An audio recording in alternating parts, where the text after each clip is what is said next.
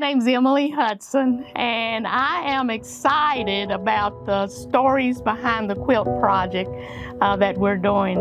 And we are standing in the Appalachian Quilt and Craft shop.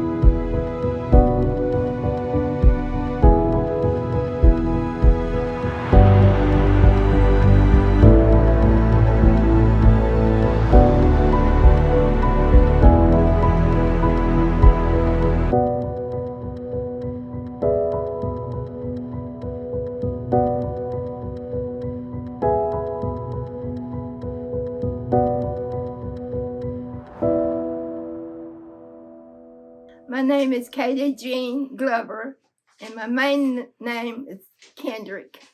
And my mother and my daddy, Maddie Kendrick, her name was Maddie Kendrick, and my father was Newton Kendrick. And they had four children, 3 girls and 1 boy. And we all was raised on Town Mountain and went to school on Town Mountain from the 1st to the 8th grade. Then we went to Liberty High School from the freshman until the 12th grade. And that's where I graduated from. So my mother and my grandmother was Sarah Whitson, and they taught us how to quilt because they loved to quilt. And that's how we kept warm, because they quilted. So then I learned how to quilt also from my teacher where I went to school at Liberty High, Miss Arnold. She taught us how to quilt and how to can food. So that's mostly where I learned to quilt. So I love to quilt and I love to sew. And we would also make our own clothes, our dresses. And so that's how I really learned to sew and to quilt. All right. Awesome. Awesome. What, tell me about the quilt. Okay, my mother would take pants that would probably have holes in them, and then she would cut them and make squares out of them, and also our old dresses that had holes in them and we couldn't wear, so she would probably cut them and make squares out of them, and then she would match them together and sew them together, and then she would put a sheet from the lining of the quilt, and also she would take some yarn and tack the quilt. So that's what they called tacking at that time. They would also sew, but we didn't have a sewing machine at the time, so they would sew with their hands and the needle. Okay. So did they have a quilt rack? Did they use quilt racks? Yes, my grandmother had a quilt rack that she hung from the ceiling, and that's how she put her quilts on there and would sew from the ceiling. She would let it down in the day whenever she get ready to sew, and then they would have a way that they would let it back up to the ceiling whenever they would get through sewing the quilts. That's the way that my mom, her mother-in-law, taught her, and that's the same method that she used. What was it connected to up in the They would have some kind of little hooks that they would put the hooks up to the ceiling Okay. and put the quilt on. And then they would also make boards and then put the hooks probably on the board so they could put the quilt, lay the quilts on those boards and quilt it. Okay. Wow. Okay. So let's look at your quilt there. Now, this is a quilt that my mother made years ago. So we want to, this is called what you call tacking the quilt. Okay. And tell me about the material. Okay, some of the material is probably yarn. This is the pick. The tacking is yarn, and this is some of the quilts are probably. I guess I don't know if they were just a plain material or some material that my mama would. They would take like clothes, and you have a block on there that was a dress. Yeah, some old dresses, and show us that she block. would on the pants that my brother and my dad and my brother would wear, and they get holes in them, and she would just take scissors and cut squares and make squares out of them and just quilt the quilt. So I don't know really what material. I guess some material this is. Yeah. Just open it up a little bit.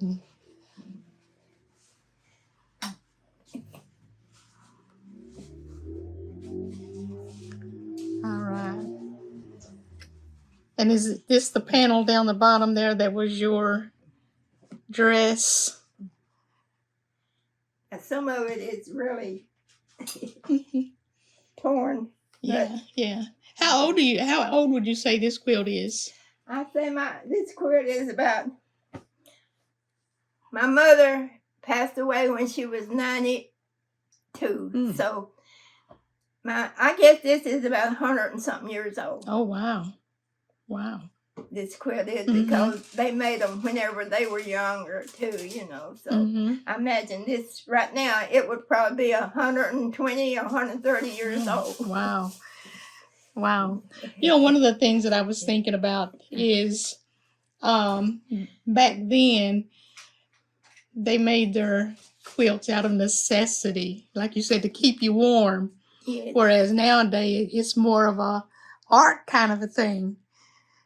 So do you see that's what happened? Yes, that keeps us warm, But we, last time they didn't have really the money to buy the material, and they would just go ahead and take the old dresses and pants that we couldn't wear and just quilt them out of that. And by that they would save their money, because by just using the old pants and old dresses and things and made the quilts out of. Okay.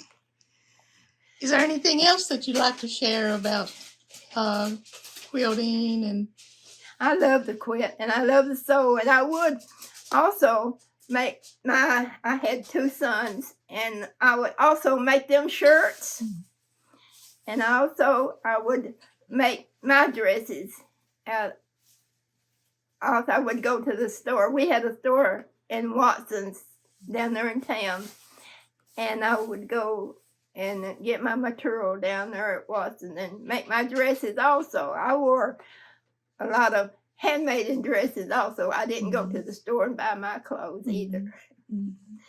So that's really how my mother and my grandmother and my teacher, Miss Arnold, taught us how to sew. So that's how I learned to sew. And I love to sew. We were talking, Katie and I were talking over the weekend about, quilts in Appalachia, quilts, and then the African American community in Appalachia. We talk about the overall Appalachian culture and then the African American culture within that frame. And we were talking about, okay, and even with the African tradition of quilting, Appalachian tradition of quilting, African American tradition of quilting. What's the similarities? What's the differences? Mm-hmm. You know, are there differences in, you know, the types of material, or I think when you were showing us the material and so forth, we were looking at all the colors, and there's bright colors, and the colors are bold, They are. and then, you know, and then what is the similarities and things like that. So that's one of the things I want to come out of this project. But they all tell a story. Mm-hmm. They all tell a story. Oh, That's yeah. beautiful. That's beautiful. And Oh, you so can, yeah, and they do that. How do they put these little beads on there? by hand? hand. So The beads are by hand, I know that. Oh. But this is woven. They have looms, kind of Yeah. like we would have looms here. Uh-huh. And so, you know, all the And then different they just fabrics. tie these. These look like braided, Mm-hmm. I mean, you can see the hand stitching on the end of it to even sew your seam. But so that's East Africa.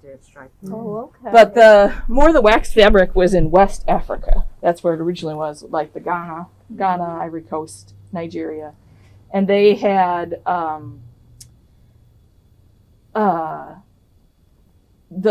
many of the prints have meaning to them. So I don't know what these particular ones mean, but oftentimes circles, things with round, especially if they look like little pebbles built up, that symbolizes a well and the gathering place for people. I'm trying to think of some of the other ones that I've read about of like, what do they mean? What do you reckon these little, is that a symbol of the country by any chance? I'm guessing The it's shape of meant to be the shape of the continent of Uh-huh. Africa. Oh, the continent. Okay. Because this is actually from Kenya. Okay. So Uganda, Kenya, Tanzania are all in East Africa. Uh-huh. They all kind of run together. They're all colonized by different people. Or not different people, but by the British in particular. They were. Whereas like the other side was colonized, or West Africa is more colonized by the What Dutch. would they use most? They would make dresses also out of this? Or So just this would be like formal ceremony, like dressed up. Or they would use them as wraps. That's the same with these. Okay, yes. The batik, or the wax fabric, they would wrap it around them for cooking. Oh, okay. They'd make dresses, and they'd make head scarves out of them. Oh, okay. It's interesting because they would use it both for fancy things and for just ordinary, just this is life. Especially women would use fabric and make baby wraps if they're that they're either on their back or on their front, usually on their back. But they would use the fabric for that too. And they come in, the wax fabric comes in like 6-yard and 12-yard bolts. Okay. So they're when they do them, then it's limited. It's only like, well, here's this little piece of it. And they're also different because most of them are handmade. Okay. Do they use use scarves around their heads a lot, or just For celebrations, okay. and things like that, or to go to church. And then they would also use, I'm trying to, so like when we went to church there and they were processing up with the gifts that they would bring for the church, they were singing and dancing and would often have these on. I imagine they would make tablecloths also out of Yeah. Mm-hmm. That's right. So yeah, they use it for all sorts of different things. And some of the women in Uganda that we met were part of this co-op again that helped them get away from being trafficked. And so they would learn weaving and sewing skills and those kind of things. So fabric was used for all sorts of things. Yeah. Thank you for sharing all that. I mean, you come away with a wealth of knowledge. Yeah. Well, as I always tell my students, we don't go to to go and save somebody. Mhm. We go to listen and hear their story. It's an encounter Exactly. of the people, Exactly. of what they do and the experiences that they have. Yeah. And for the people in Uganda, the Civil War was very, very present. Every family was touched by it. It wasn't one family. And it's very fresh in people's memories. And so that can be a hard thing. And so how do you encourage people to be who they are and claim their culture and yet deal with trauma? Like everyone Yeah. had dealt with Yeah. trauma. So these quilts, they tell a story. Mm-hmm. Each one tells a story, and a story about the history, a story about their culture, a story about their passions, and I mean it's amazing. They say if this tree could talk, or Yeah. if these quilts. These quilts could talk. But there's a whole story just wrapped up in this, and that's the purpose of this project, Stories Behind the Quilt. Mm-hmm. We're trying to get these stories, and I remember growing up, my mom, Dolores Jones, my mom made a lot of quilts, and she took joy, it just gave her so much joy making quilts. And she's, gave all of us, her kids, quilts, and I've got several of her quilts. But I never had an interest in quilting. Never took up that interest. And it's kind of ironic that now, later in life, I'm getting that interest. And I was thinking last night, I'm going to make me a quilt. I'm going to make me a full quilt. Good. And I want it to tell a story. So that's what this project is about. And so it's about learning some of the history, learning the traditions within each culture, and seeing what the similarities, what the differences, and that kind of a thing. But it's also to have fun. We want to have fun. Learning, and we're going to have some workshops where we sit down together and make a small quilt and share stories and so forth. But we were talking over the weekend about, and you can talk some more about this, how I learned to quilt. your mother. And my mom, was telling about her family making quilts out of necessity, just to keep the family warm. Yes. And they would also, just like our old dresses and the men's pants and things that would, get holes in them or too little, they would cut them up, see, and make squares and make quilts out of them for us to keep warm also, because we didn't have the money.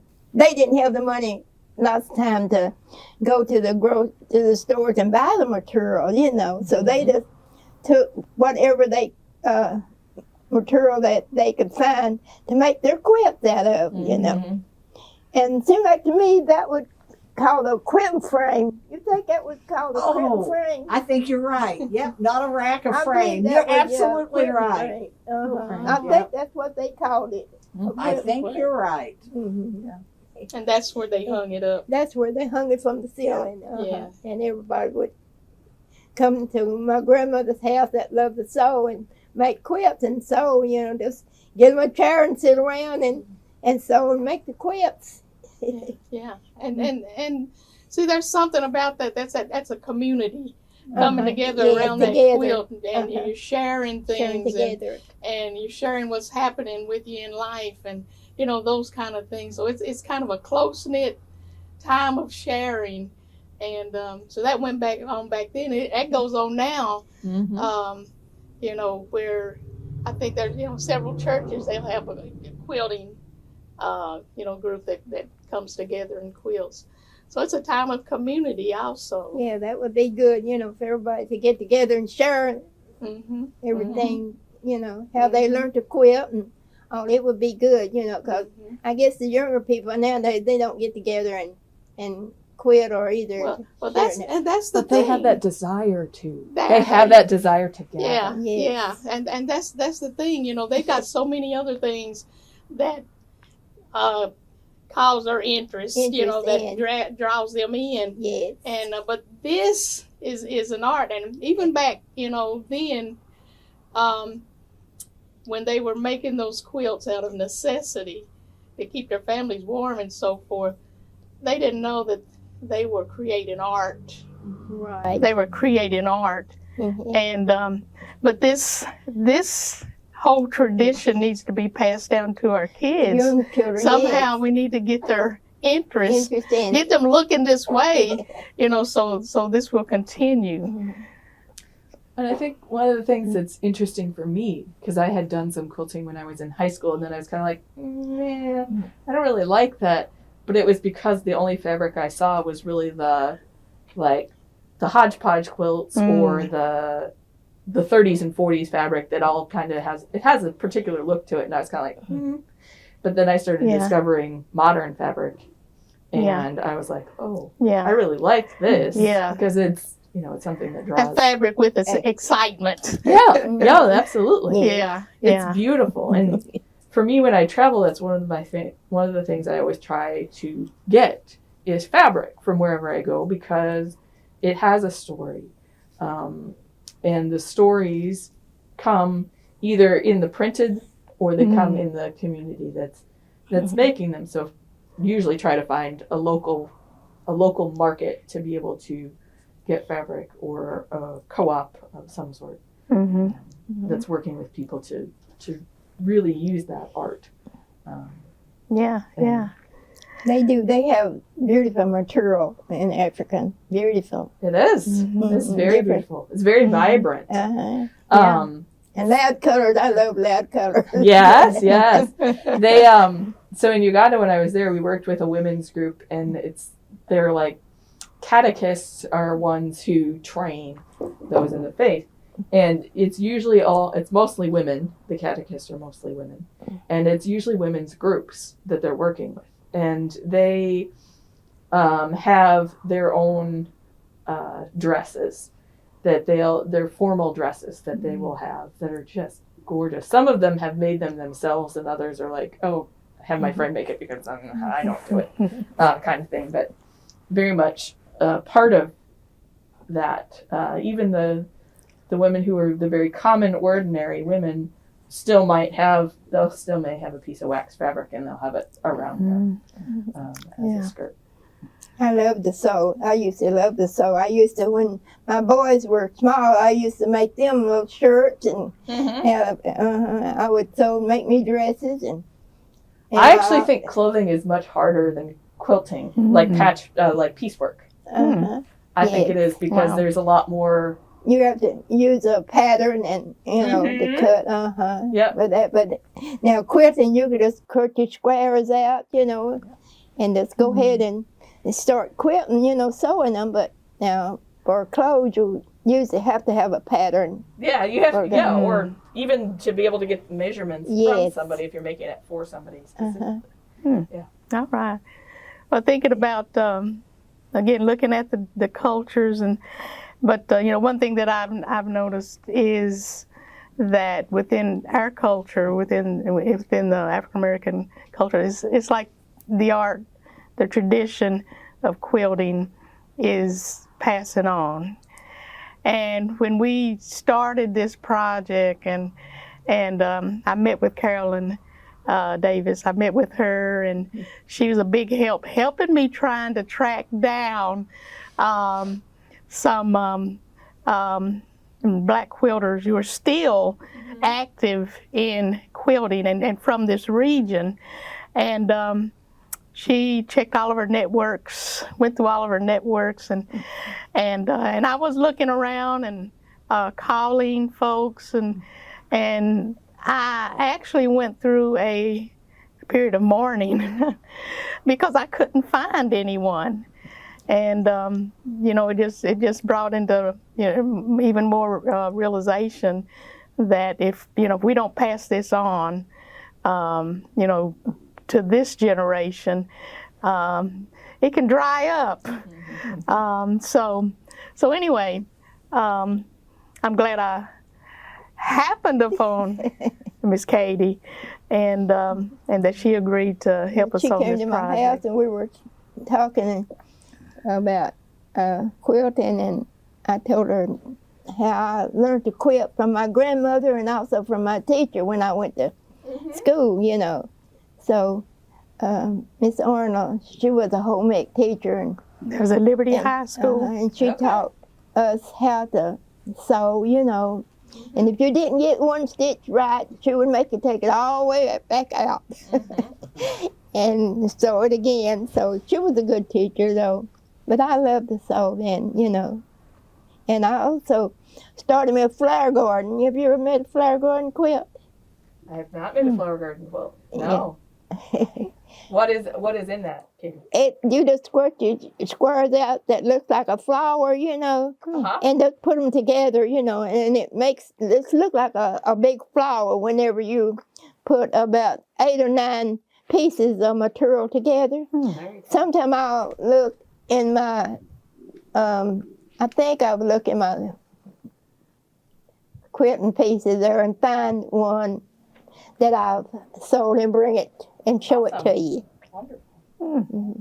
I had a pattern, but it was a pattern that I cut my material out with, Mm-hmm.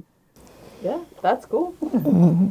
Do you know about the Underground Railroad quilts? Have you heard about those or know about them? I was recently reading about those quilts that they made at that time actually had hidden clues and codes sewn into the quilts, and they pointed to the underground, the railroad, the trail. Stations. Yeah. And I thought that was very creative, a way to communicate. The quilt's a way to communicate, And I thought that was very interesting. Emily Whitaker, I believe, she has a book on it as well. And she said, I was asking her about it last night, and she said she would look for it again and find it. She said, I'd be happy to share it. Okay. But wow, I mean, look, if you just look at the story of the quilts as they go down through the timeline. I mean, it's amazing. Quilts are quite amusing. Were you guys going to say something? I've become amazed. And well, one of the things you talked about that, there's a lot. What are the similarities and differences in them? And one of the similarities, I think, certainly is the intention that's put into the design, whether that's the intention behind the design. Oh, okay. Of fabric. Yeah. Whether that's the wax fabric or even like this very modern fabric that's behind you, Tula Pink, her fabric is very intentional about what she has in it and the design pieces to it. It has a very different meaning than obviously some of this stuff, but there's intention behind it. It's not just thrown together. Yeah. Wow. Do they have many stores here in Hazard that has material, or do they have to order them? For what? For just like making quilts or right here. Dresses. Yep, right here. Here's your store. Oh, this is the store here. This is a store. This is Carolyn's store. Oh, okay. Yeah, this is the first time she's been. She didn't know. She didn't know you were here. I saw this building, but I never. And I saw design out there, but I didn't know that you all were here for the quilting. Because I know Walmart used to have quilts, but I don't think still have fabric, but do they have? It's not as good. They still have fabric, but they don't have Dolores Jones. Oh, yeah. Oh, no, they definitely would not have Dolores Jones. Okay. But no, so there's fabric here, and there's other fabric stores in the area. John B. Adams is kind of close. It's down in Isom. And then there's some other quilt shops around in the Your area. earrings, I always look at them. Are those African earrings? They are. They're from Uganda. I also. figured they were. They're beautiful. Yes, You got, they are. There's a name for it. Quelling, I think, is what it's called. They're made out of paper. Paper oh, beads. yes? Wow. Oh. We're really having a well, conversation right now. They look like glass. No, they're No. beautiful. I figured they were African American. Wow. Oh, There's- okay. Yeah, but it's called quelling. So you take the little paper Uh-huh. and they make them into beads. Oh, into but those are beautiful. I figured they were from Creative. Africa because They they look are. like what the Africans, you Yeah. know. Yep. They are beautiful things, though. You're welcome. Mm-hmm. Yeah. Yes. But this network of quilters, Carolyn, come on, tell us about the network of quilters. Tim, what do you mean by network of quilters? You mean just how quilters support each other? You have a I don't know where- network that you reach out to. Like when you opened your store, how all the quilters have come here. Oh, Yeah, like Lori, for yeah, instance. yeah. And, Oh my goodness. and how many people have you met that quilt? Yeah. Did you think there was going to be that many people? And did you throughout this network, how many people of color did you come across as part of this network?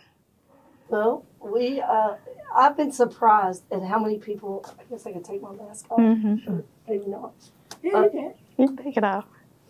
I've been surprised at how many people that I just knew daily, but were quilters who started coming in and had no idea that they were quilters. And then what is more interesting to me is how many people have become very quickly good friends because of quilting and sharing what they know and sharing their stories and helping each other learn to quilt and instantly becoming support systems for each other, which it was my intention to create a community because I found it when I didn't live here. I found a community very quickly of supportive people. And I knew that there were very creative people here, so I didn't doubt that that was going to happen. But what has really surprised me is how quickly the friendships develop deeply. They're not surface. People are very quickly connected. Maybe it's the nature. Most of the quilters are women. I don't know. I'm just amazed at how quickly friendships have become deep. The power of the quilt. The power of the quilt and Wow. the creative community. Yes. And There's a And lot we- of spiritualness to it. I think there It's is. very spiritual, Yeah. I think. Wow. It's an underlying piece to it that it's more than just we like the newest K for Tula or whatever. It's how can I use this? This is beautiful. And then you talk about everything else that's going on. Yeah. Wow. Awesome. Well, this is good. It is. This is a And good I also conversation. have some of them little hooks that you make embroidery with. Oh, yeah. I also have some of them little wooden hooks. I used to do my pillowcases and my wow. pillows, and I used to sew a lot, but I don't anymore because I've got my two sisters with me now, so I'm taking care of them mostly.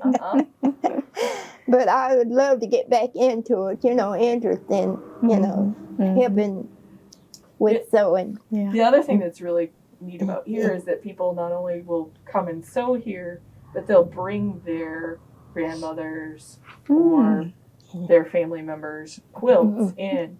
And we've seen some really beautiful quilts. Wow. I would love to see some of your quilts if you have some of your. Yeah, I have one of my mother's, so I bought it, but I have one that she tacked, but it was getting tore, so I'd have to sew it. But now, the one that it's pretty nice, though, that my mother made, and next time we have a meeting, I'll bring it I down. would love to see Yeah. it. That would be. Because she just took different kinds of material, not the same material, different kinds of material, and just put into that quilt and made it. And then I think she put a sheet under it for the padding, I guess. Yeah.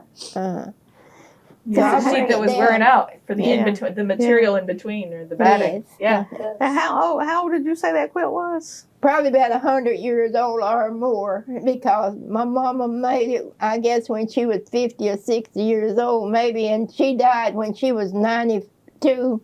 So she'd been dead about 10 years, so you know it's over 100 years old now. Yeah.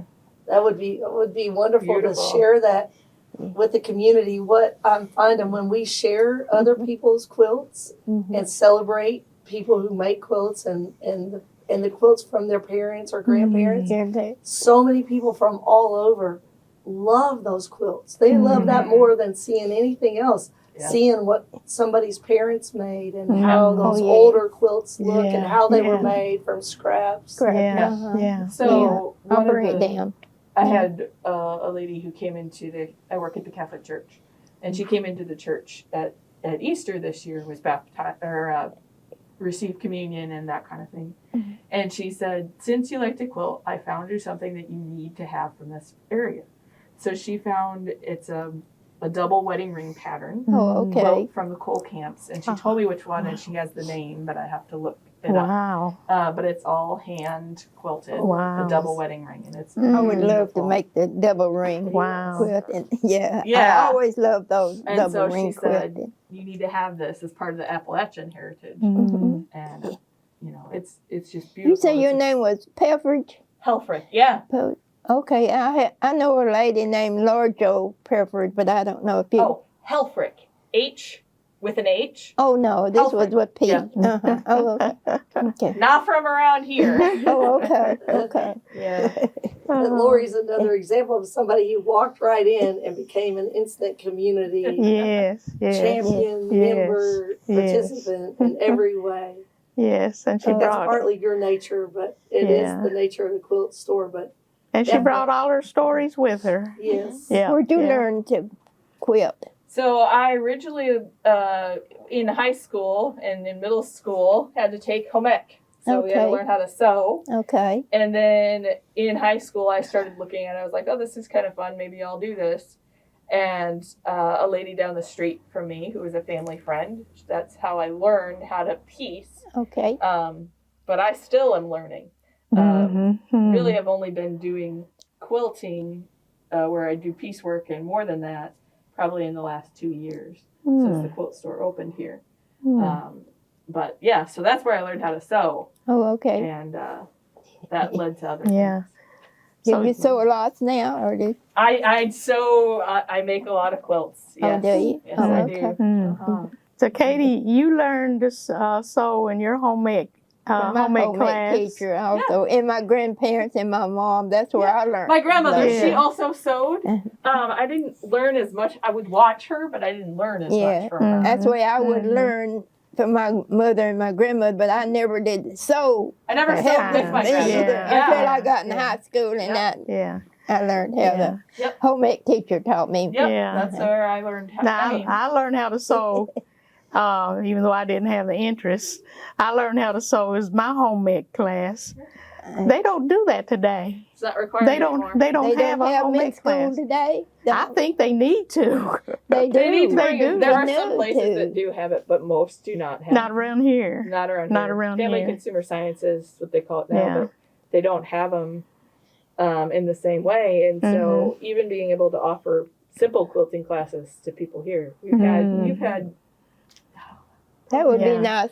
Well, I If guess they Silas would, is have 8, it in yeah. the school But so like that children could some- learn. Right. Mhm. Yeah, I remember the first thing that I made in my homemade class in high school was a dress.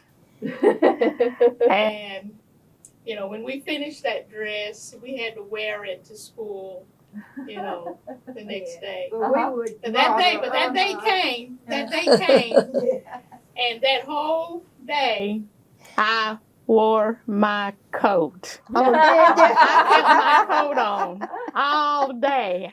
It was hot that day, probably, and I kept that coat on because I thought, the dress, I wasn't satisfied with it. It was probably a little off. But yeah. That needs to come back. My mom, her mother she would sew, and that's what my mom always said. She goes, I would always try and trade my friends for my clothes because they love them. They're like, oh, it's such a cute skirt or shirt or whatever. And she goes, I never appreciated them that she made them and they were well made. And she goes, yeah, I always wanted to trade them. Just like I told Sister Emily, I said her mother made the beautiful outfit when she was in high school with us in home ec. And it was aqua color, and it was 2 pieces with a jacket and a dress. And I thought that was a beautiful, because her mother can always sew, you know. Oh. And I think the home ec teacher really didn't have to show Dolores how to sew, because she just went ahead and did hers while she had to show us. I made a purple apron, and it was popped around with white round. And I didn't sew it good, and I was so disgusted. She made me take that out and make it over again. Yeah. I think we made pajama pants or something like pajama. I think that's what we made.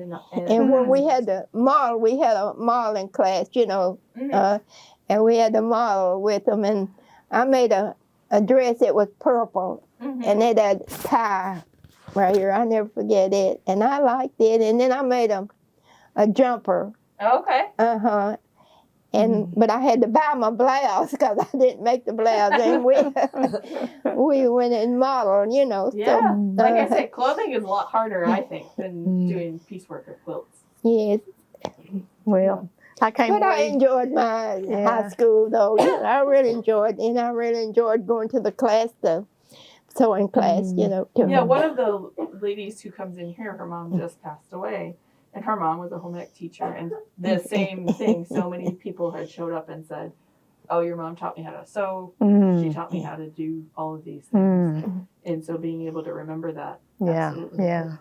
And then the extension office, in some places, will offer quilting and sewing classes, but yeah, they don't have young people don't have readily access to them. Yeah. Well, I'm glad that this place is here. I am too. Then I can know where, because I want to make me pillows too.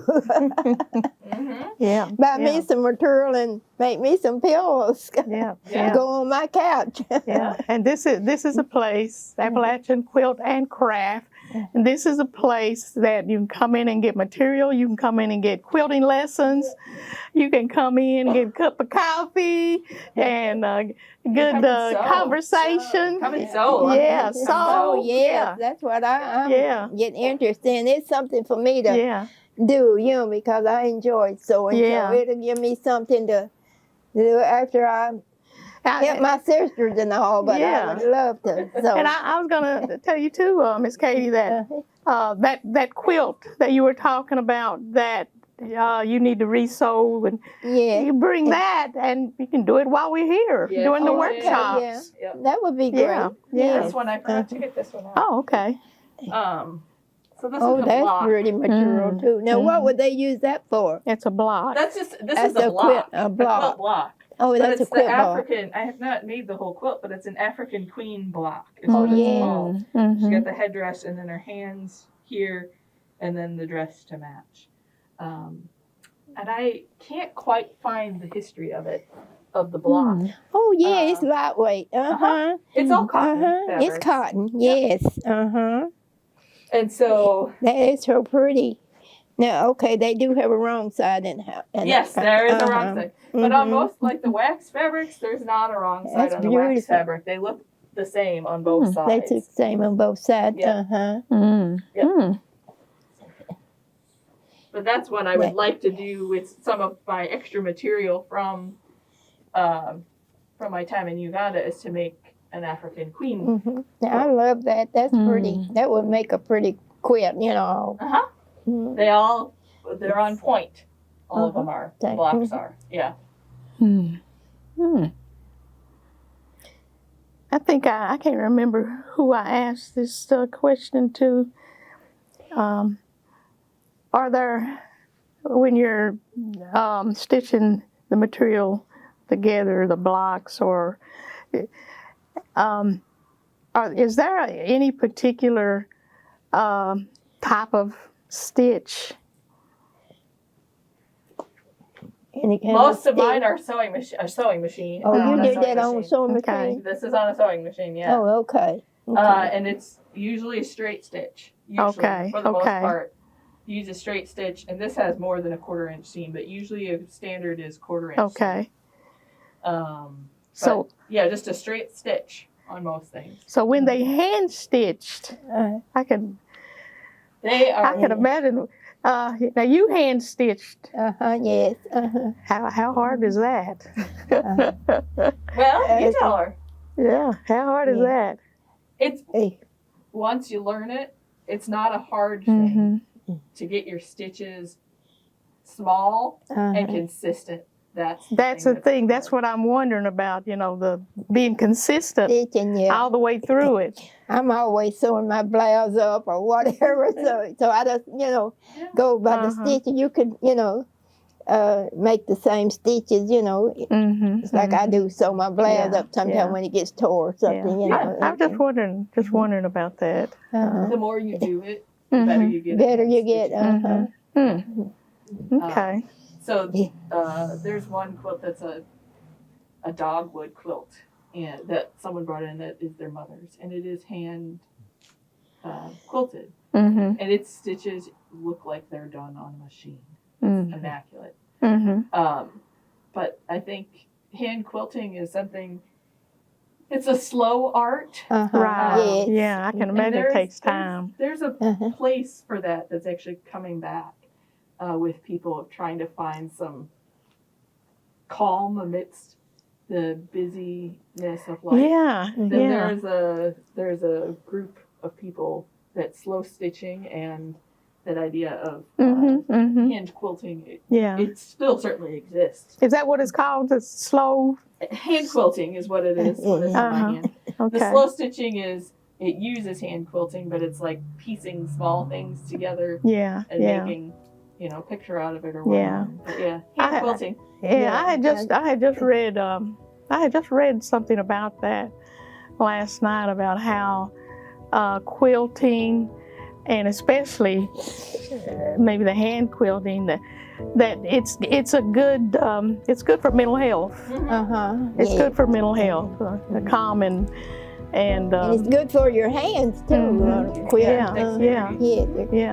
That's what my mother and grandmother said. They didn't have sewing machine. They had to do theirs by hand. And it took them a lot longer to make a quilt than what it takes us now. So I guess that's why a lot of people could come at my grandmother's house and do stitching, so they could probably get it faster. With a lot of people. With more people working on it. Yeah.